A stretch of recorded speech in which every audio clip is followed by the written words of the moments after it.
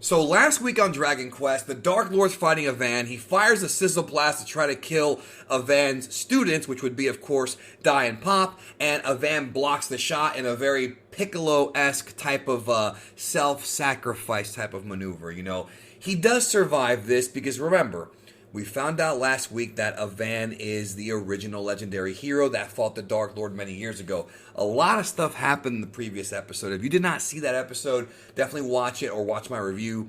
By now, if you have not watched this show, I feel like you need to start watching it. I've said it so many times in the past. Dragon Ball Super Broly animation team is working on this show, and it's like literally like a living RPG. You know, RPG come to life, JRPG come to life. And of course, it's Dragon Quest. I said it before. I actually love Dragon Quest more than Dragon Ball. And you know how much I love Dragon Ball. I mean, it's my passion. But Dragon Quest has been my number one franchise since I was a little kid. That's like my number one. I love it. I love all the games. They're just all great. And this TV show, we're now in episode 5. And I've had fun every week. And this episode, will it be fun? Well, let's talk about it. Avan gives this Avan's his name. He gives this heroic speech about how you guys have to give me your word you'll beat the Dark King. So he's planning on sacrificing himself, which you can just, if you've seen enough of these shows, right? And when I say shows, I don't just mean shonen anime or manga, I mean just anime. Just, you can kind of tell, or even just American comics or whatever, stories.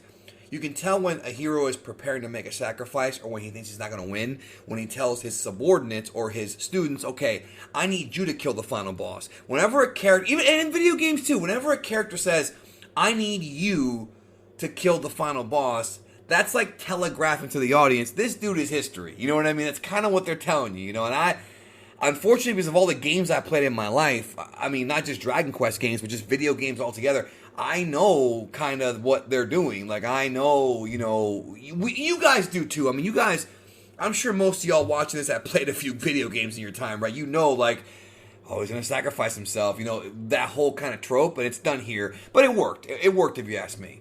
In this episode, we also saw the spell of Ka-Clang debut, which is the spell that basically turns you into this sort of rock-solid steel statue to where you don't suffer any damage, but you also cannot attack. It's a defensive spell to keep you alive.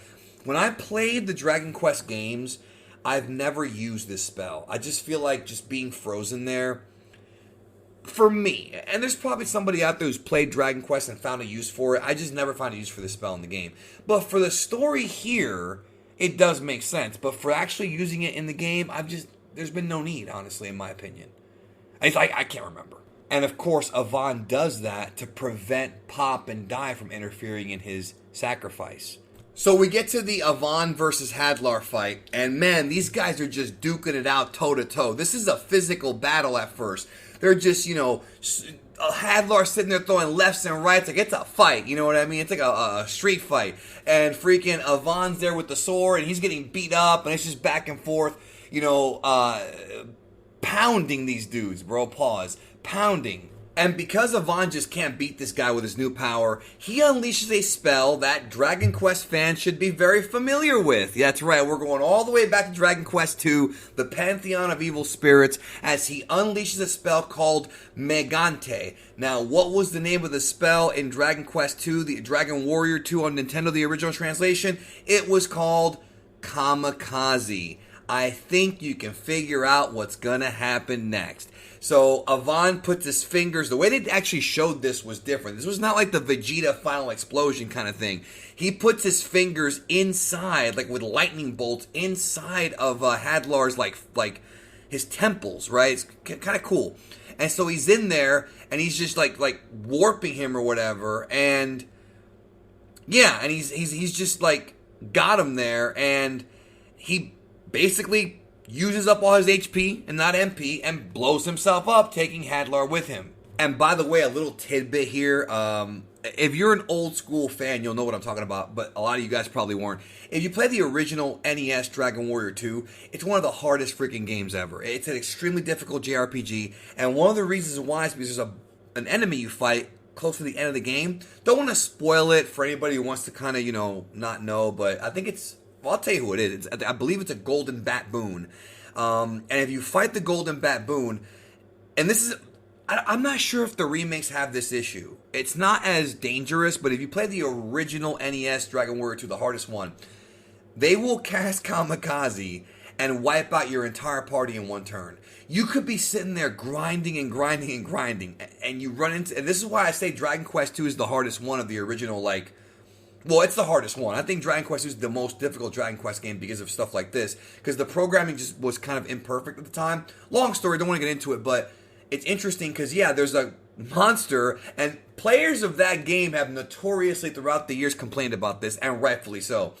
They will literally, you get into a battle, there's a chance that in the first turn, doesn't always happen, but there's a chance that in the first turn they will cast that spell and wipe you out, and you cannot block it. You cannot block it. So, again, it's BS, man. Luckily, in the future games, that kind of stuff is more rare. It doesn't really happen that often, but that game is ruthless. So, as expected, because we've seen this before, Avan sacrifices himself to kill Hadlar. Avan's dead, but Hadlar survived. Vegeta, Majin Buu, Chaozu Nappa, if you're a Dragon Ball fan, right? Master Roshi doing the Mafuba on King Piccolo and Dragon Ball. Other shows as well. I'm just using that because most of my audience is here from Dragon Ball, right? So y'all will know what I'm talking about. But Dragon Quest, this manga came out way before. Well, not way before. It's around the same time. But, you know, it's something we've seen before, but something that is just going to work to give us cheap heat for the heel. Because now Dai and Pop have to get revenge for Avan's sacrifice, which was for nothing. Because it seems to be a common thing. It's usually for nothing. In fact, even when Goku sacrificed himself against Cell, you know, with Cell came back a super perfect Cell. So even then it was, I mean, he helped save the Earth from the explosion, but the Earth was still in trouble when Cell came back. So it's just a thing that seems to be I guess you can call it like a subversion of expectations, right? Where you think it's going to be over, but it's not. So the thing is, though, that Dai and Pop are protected by the Kaklang spell. So basically, as of right now, they won't take any damage. But this Dark Lord has a lot of tricks up his sleeve, and he's perfectly fine with them being immobile. So what happens is that mysterious blue energy starts to shoot out of Dai, just all out of his body, you know, and freaking Hadlar's freaking out. And Dai's just powering up, like, you know, just it's ripping out of his body, this energy. Dai busts out some magic because they have this beam struggle where Hadlar fires the sizzle spell, and Dai is like blocking it with his energy. This is awesome, and the way it looks, like it just looks. Speaking of Cell, I mean, it reminded me, even though it wasn't as epic or as big, it was like a smaller version of Gohan and Cell in their last kind of ki blast. It wasn't as big, of course, but the way the angles were. Like, you know, that angle from, like, behind Cell, behind Gohan, they kept changing to in that fight? It was like that here, and I love it. So he goes in trying to punch Dai. He's like, screw it, screw the magic, I'm going to hit you. Dai punches him, uppercuts him in the stomach first, and then in the jaw. Dai may be stronger than Avan. What? Yeah! Hadlar freaks out because he finally recognizes Dai's symbol on his forehead as the dragon symbol. Now, again, I know where this is going. I do not want to spoil it for you guys who are watching this week to week, who have not read the manga and don't know. But if you have played Dragon Quest VIII, the PS2 game now on 3DS, that later on came on 3DS, the remake, or whatever, it's a port, whatever. If you have played that game and if you've gotten to the post game, you kind of know where this is going. That's all I'm going to say. You kind of know. So Dai and the Dark Lord have this really epic battle right here. Really fun fight. And they go back and forth. And the Dark Lord's freaking out because Dai's doing really well. And then Dai hits him with the Avan Strash and sends him packing off the island. Doesn't kill him, but he says, I'm going to remember your name. He retreats, and that is the end. Actually, what I find fascinating about this is these first 5 episodes have actually captured the entire first arc of the manga. Granted, yes, the manga arcs for this series are short. If I remember correctly, it's been a while, but if I remember correctly, the end of the original manga, or I'm sorry, the end of the first arc of the manga is supposed to be when Avan dies, and then, you know, this whole thing happens. So, but it's been a long time. I'm not going to lie. It's been a long time. Don't remember the details. So, this series is going by pretty damn quick. You know, people are saying it's going to be 2 years. I'm guessing more like a year or a year and a half at most. I don't think Dai's going to go longer unless we start to see more filler and things like that, which we have not seen yet. They're actually ripping through the story pretty fast. So right now, as it stands, Dai has defeated Hadlar temporarily, not killed him or anything, and of course they will meet again in the future.